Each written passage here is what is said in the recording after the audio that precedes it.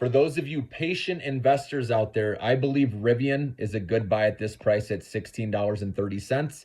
Obviously, we know the EV sector is out of favor right now. That's the time you want to be buying if you're a long-term investor, right? When stocks are taking a dip. This isn't at all-time lows, but it's pretty darn close. And they're in a niche market with their EV trucks, okay?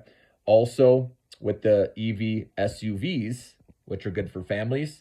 And they have the EV delivery vans. They just got a new partnership with AT&T. And, it's not just exclusive with Amazon. And that's huge because they can get way more partnerships now with that. And that's going to really help out with revenue growth, okay, as well.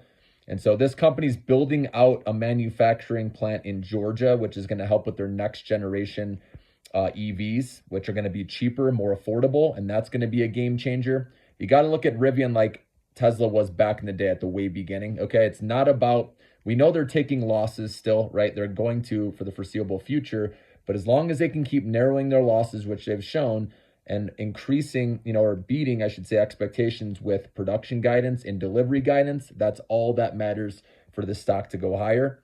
And since they're working off of lower numbers, about 51,000, right, is what they delivered, something like that.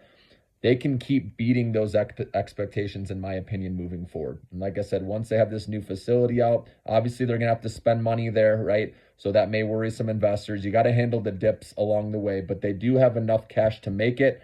They started this company way before a lot of these other startups did, okay? They're in a better position. Like I said, it's not just the EV trucks. They got the SUVs as well as the delivery vans, which don't get talked about enough, okay?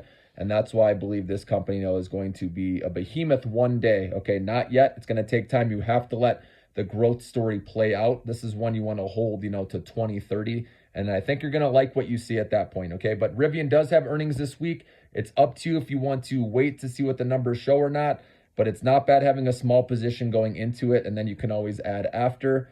This is one I'm going to be buying more of it. I can tell you that even before earnings. And I'm going to weather the dips along the way and let this story play out long term.